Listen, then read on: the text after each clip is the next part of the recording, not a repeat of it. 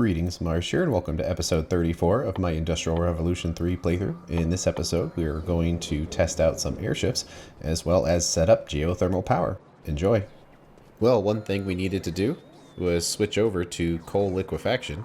So if we had 30 coal input a second, I guess we could just not include the crushing here as well, that if we had 30 going in, we would get 6 times 30, so 180 megajoules, minus a few. So it's about 175 megajoules of fuel, where if we did this, the same amount goes in, we would get the ethanol, which is 300 times 0.4, plus an extra 36 from the coke, meaning in total we would have 156 megajoules of fuel, compared to if we did it this way, it's about 175. So technically it is actually better to burn the fuel just going this way, simply because the yield is not there. The difference isn't that great. You could put a bunch of productivities, they would add a lot of energy consumption, but they very well may end up being a huge difference because it stacks so many times on itself. So doing that almost doubles the amount of ethanol we get. Of course, it's also 103 megawatts, so it's a 585 times 0.4 plus about 63 for the other coke, and then minus 104. So it would be 93, which technically means this would actually produce more fuel this way, but I'm not so sure we'd want to do that. But it does mean that if we needed various oil products, we could do coal liquefaction. Although strictly speaking, as far as power is concerned, we're better off just processing the coal directly. Although it would be nice to do some geothermal power. So let's do that next. Can't really see our polluted steam there. So to actually figure the numbers out on this, I think we're going to need to go over there and check it out.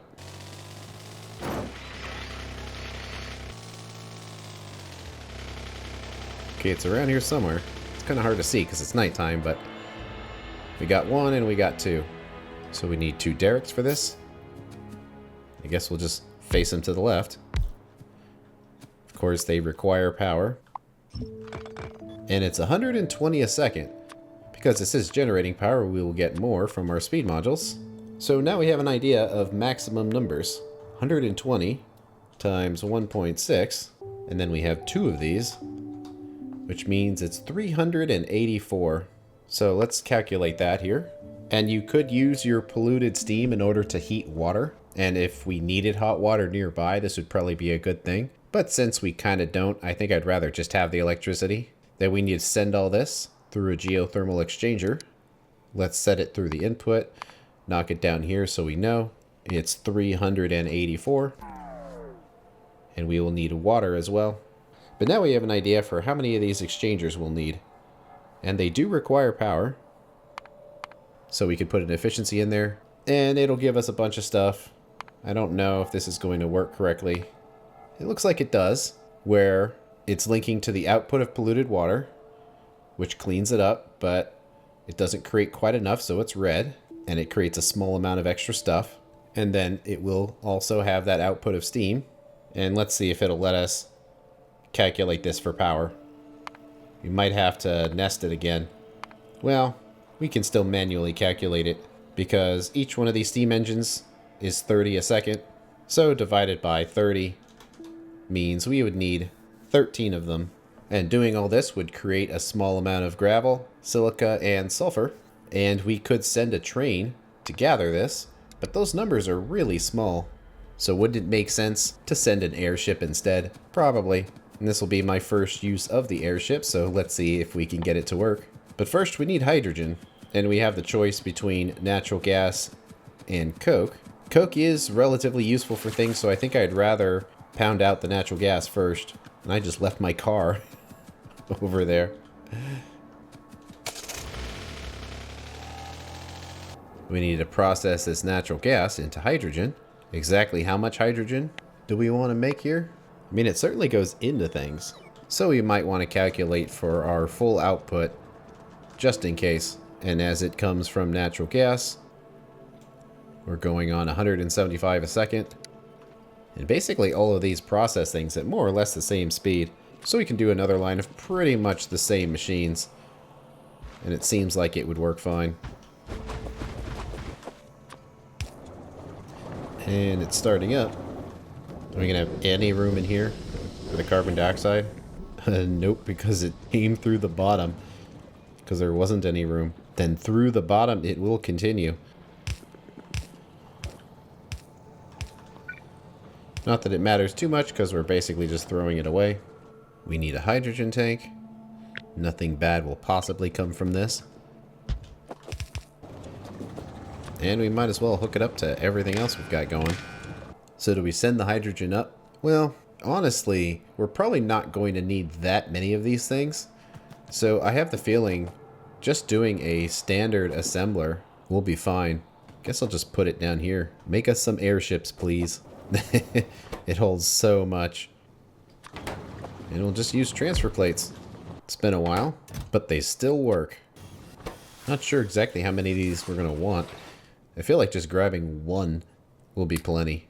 Can be operated by remote. Well, we'll probably want one of those then.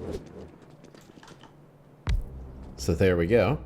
It does run on limited fuel types, so it cannot be battery powered, but luckily it does run on ethanol, which we do have in our inventory. And we can get in. Come on. There we go.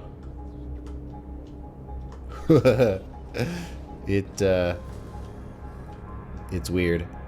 Interesting. It's trying to figure out how it works, but it's basically WASD, and it moves like your character instead of like a vehicle. And it does seem to be fairly efficient. Its energy consumption is 50 kilowatts compared to the car, which is 150, and the train, which is 600. So it is efficient, but not very fast. But it doesn't need to be fast. So there's the remote control. It does work. So, so let's try to do a little route here. That's cool how they can filter by color if you need them to. So they're like their own little networks. We might as well make it red as a test so we can try all of this. We'll say it has to be red, everything except fuel. And that's cool how after it delivers, you can change the color if you need to. And then after it's done, you can send it somewhere else. So let's say we have, I don't know, 50 petrochem generators in there that we want to move over there. And then the destination is S2. Then when it gets to S2, it unloads everything, and then it gets sent. I guess we could do previous station, but S1 might work better. I wonder if it's just going to keep going in circles. So there we go. Cool, it has the red line there. But it picked it up. Dropped it off. Is it just going to keep going in circles now? Yep. Alright. I guess we can use circle and return. So does it work now? Looks like it.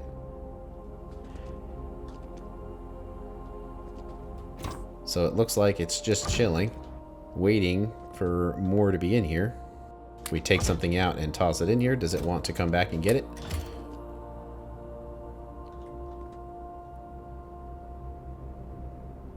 Yep, looks like it. And then it just kind of hangs out here. Okay. Well, you should probably keep this open then, since we have something that actually works. But the idea is that you give it multiple instructions depending on what its status is, and it's prioritized based on the list. So the best priority is if it's full, you can tell it the color that it wants to pick. So if it's full, set it to orange, and it goes to the orange station. However, if it's not full, it stays red, and then the condition is circle and return. And it keeps repeating that. I think it would have been faster to walk. Much faster. Well, first we need the dump station, and it could be anywhere. The place that it would split up would be right here, so this actually makes the most sense to dump it. And let's see if it follows the path. So it dropped off there. It didn't like that. Could just be that it didn't have anywhere to go. We'll do geo unload. I wonder if it doesn't like pallets and it has to be a chest instead. Okay, it does. Might as well tell the airship to get over here. We actually need to get power here too. I guess this will be a long set of power lines. Even though that setup will create its own power, it needs to get jump started. Weird how the inputs and outputs are on opposite sides. Well, hello, airship. Nice of you to join us. So in goes the polluted steam. And since we are dealing with water, we probably want to have a tank in here with the top up. So that'll be enough to get the process started. And there they go. Making our steam. And actually, these don't need to be connected at all. That's funny that polluted water is actually pollution creating. I suppose that makes sense. We probably want it up there. And as those run, they will create a little bit of junk. But ultimately, we will get some steam. And it doesn't really matter how we do these, because they're not limited by throughput or anything like that. There we go. They'll get full priority, so we'll leave them hooked up. So if we select all this, 375 and 390. So that is definitely helping. And we're getting a lot of junk. So we need an airship station. Let's copy this one for now. You can do the orange, which is circle and return. Stay orange. And if airship is full, do red, which is going to geo unload. And hopefully that is a round trip. So will this get loaded here? It does. Although it's... there we go. I thought it was going to go back, but now it's waiting until it's full. Fortunately, though, it's constantly consuming fuel, which isn't great. Let's say it gets full. It would come over here and do it very slowly. In fact, we can beat it there by running. But this is way better than sending a train just because the throughput rate of this is so low that it's just overkill to send a train. And I guess it makes sense that the airship is consuming fuel because otherwise it would be incredibly efficient, and it needs to be kind of worse than trains and other things because it's easier to set up. So it kind of makes sense that while it's hovering that it's constantly consuming fuel, because it already doesn't consume very much fuel to begin with. So it makes sense that there is a disadvantage to using them. Here she comes. Should dump a bunch of stuff in here. Yep. Should get fuel. Yep. Well, it went back there, which isn't exact.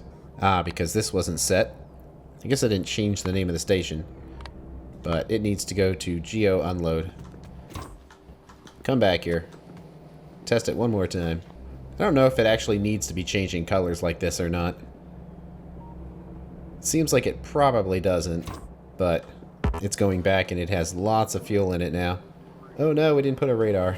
It looks like that's producing plenty of power. The accumulator charge is kind of perpetually low because they haven't been equalized. So that's why it says it's fine, but they seem to be low. Did I only do 5 of these when we needed to have 6? Yeah, seems like it. So does it load? It does.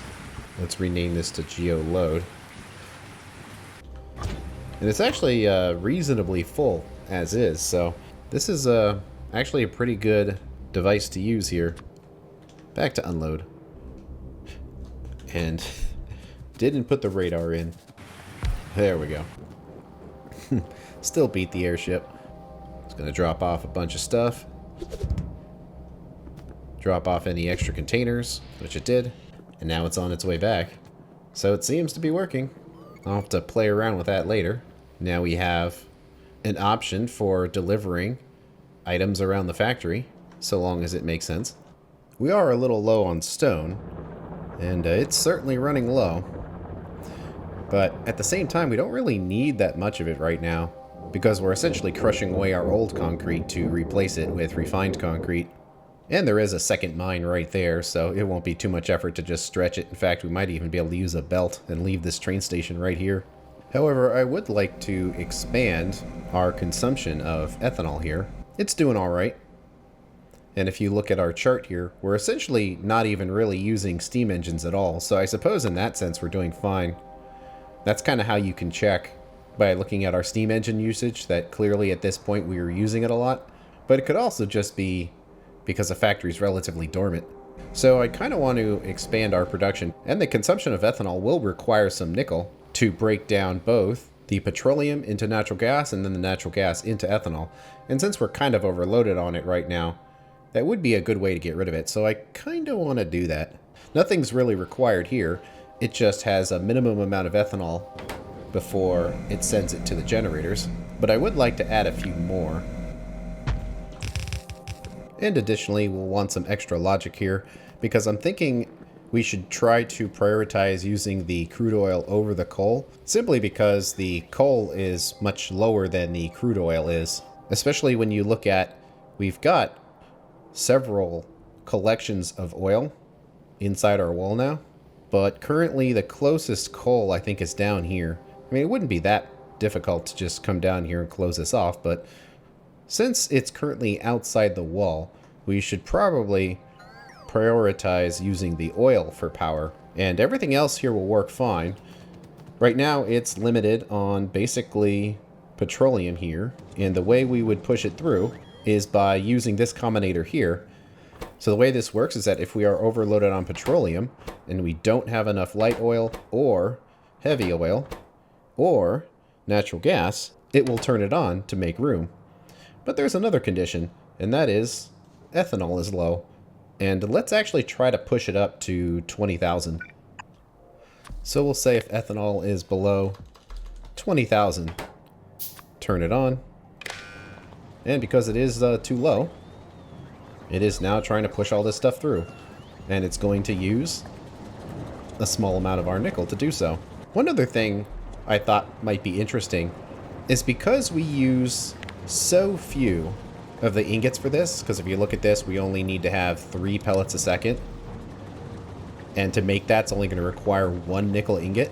It's kind of crazy to have them in stacked form and coming all the way down here when they're needed in such tiny quantities. Especially when we just don't have enough, as is the case here with the platinum. And one thing we could use is an airship for this. And originally I didn't really want to, because the airships have to float around like this. But if you look at it, it is actually consuming fuel doing this. So it's probably not really saving you anything by having them go into circles like this, because they're still consuming fuel either way. So because of that, we might just want to make an airship to make regular deliveries for rare resources, and we won't know how it works until we give it a shot here. So certainly nickel and platinum are used in very small quantities here, and we can even hover them to see that these belts are extremely long and have almost no throughput on them. So that would be a good candidate. And actually the other one that would be a good candidate too is potentially lead, at least as it comes down here, because we're only using it to make these batteries, and it only needs about 1 per second when it's actually going. So we potentially could do a airship for that whole thing. I believe the way we set this up is we'll get 1 airship every time we stand on this. I guess if we got a second one, it wouldn't be the end of the world, but it looks like we got just the one anyway. And we're going to need a few airship stations. And this is a situation where having all these different colors is probably going to make some sense here, because the color of the airship will determine where it goes next. So we probably don't want it changing the color anymore. So setting this up to work properly might require changing a few things. And I suppose at this point, we should probably just dump all that in there. Is it going to have access to that? I mean, that would be super convenient if it did. Let's make this the yellow route. It's going to pick up nickel stacks. And let's see here. Can we put filters on the airship? We can. So it'll just try to load up all of the nickel. And I guess those would be conditions based on if it's full or not full, but that doesn't really matter. So let's do this. Oh yeah, I guess it does, because you see the highlight on that chest, so that does count as touching it. We'll go right there. It's kind of the same thing, except now it's trying to do lead. We do need to name all these stations. Then there's chromium. I'm not sure if we're going to want to put that on an airship, but we'll put it in here anyway. Then we have to get all of these fixed up. Lead, chromium, and platinum. And here you go. So it'll actually work. So that will be the 4 things it needs to pick up.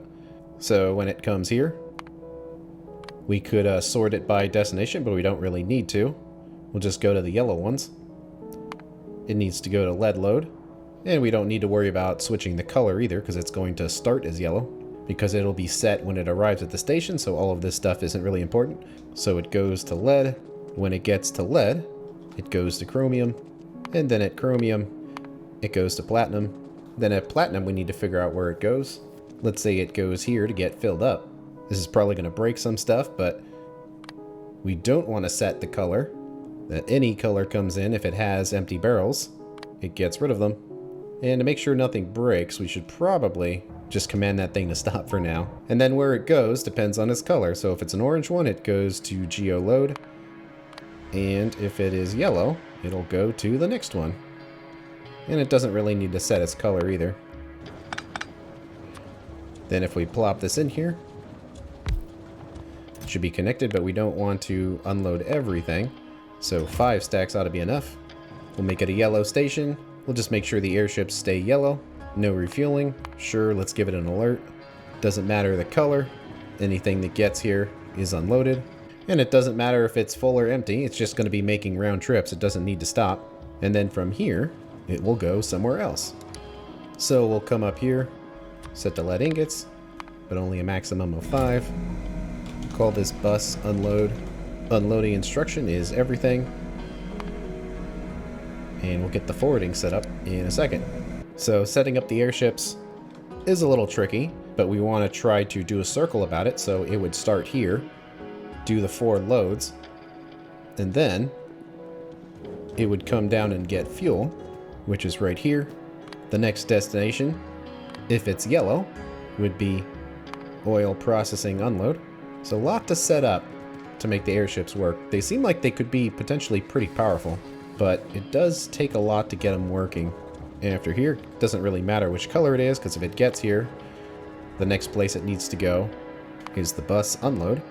And then if it gets here, the next place would be nickel load. So that should be a pretty efficient circle for it to do.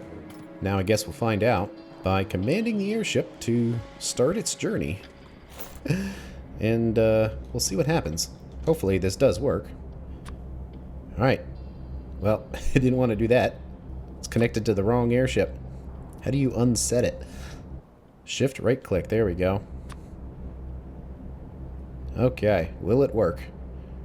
It switches to yellow. It loaded it up on 5 stacks. And it's very slowly moving. So then we come through here. We got our 5 stacks. 5 stacks again. And it does seem a little wasteful for it to do this route, but since it's constantly consuming fuel anyway, there's kind of no point in having it just sit around. Well, that's an error because there's nothing there.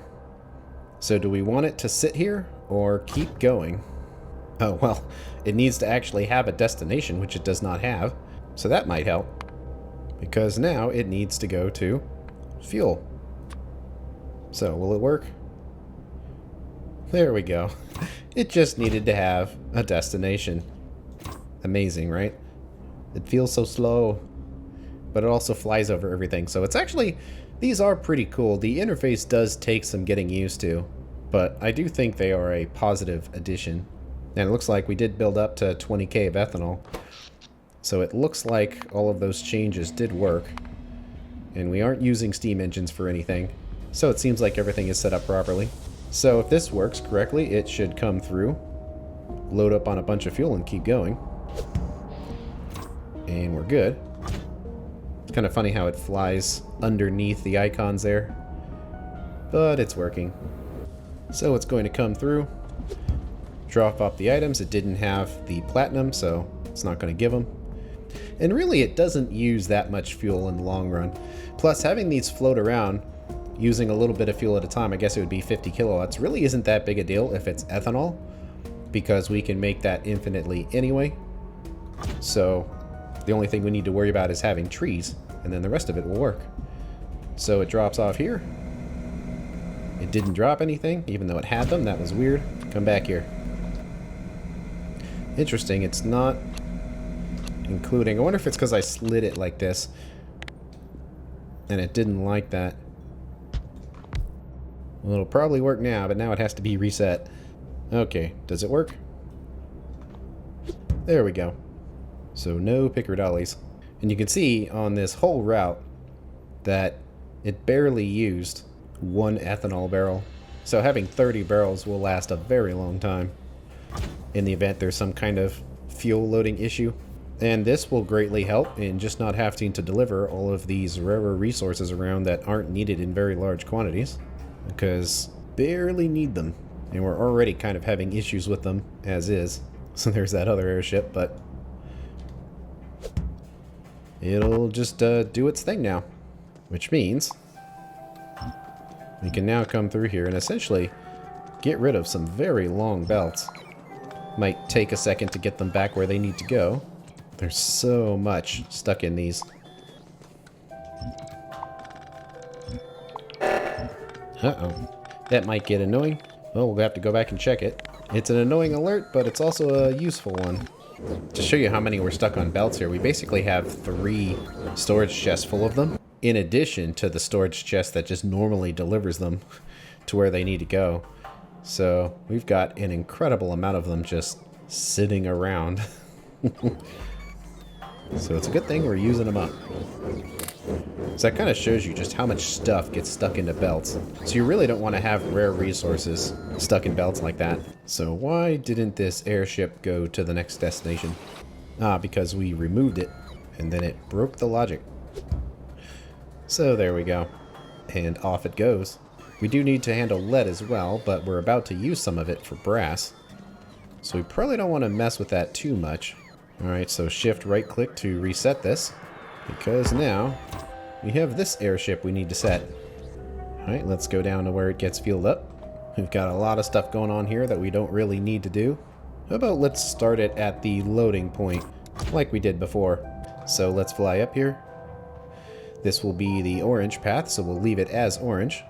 Then we can say geo unload, and that geo unload we will set to orange. It unloads everything except fuel, and hopefully it doesn't unload the barrels in there. It has a long way to go. So it uses up a barrel now. Guess it doesn't need this slot because it already has the barrel slot in there, so thumbs up for the mod design that you don't need to worry about that. Of course, we're inside the airship, so we just automatically picked up that empty barrel for it. So we should see this drop off all of its items. It should get loaded on more fuel and then make the return trip. So airships are really good for low throughput, very long distance travel. It's actually quite similar to transport drones in a way, except it doesn't require the infrastructure that transport drones does. But it also doesn't scale very well. So that's a good nerf to it, but it drops everything off. It gets fuel, and it goes back. So that all seems to work. So we should be able to use this one loading station for at least every color of path there. And we're just going to have to wait a while for all of that to balance out. And one more foil machine needed an inserter there. Oh well. Should be good now. But there are more things we could use airships for. For example, delivering ammo to our long wall here. But since we already have the infrastructure in place, it's probably not necessary to upgrade it. Instead, we'll worry about that at the next expansion. However, that's the end of this episode. On the next one, we're going to start producing brass and then make some upgrades that come from that. Thanks for watching. I'll see you later.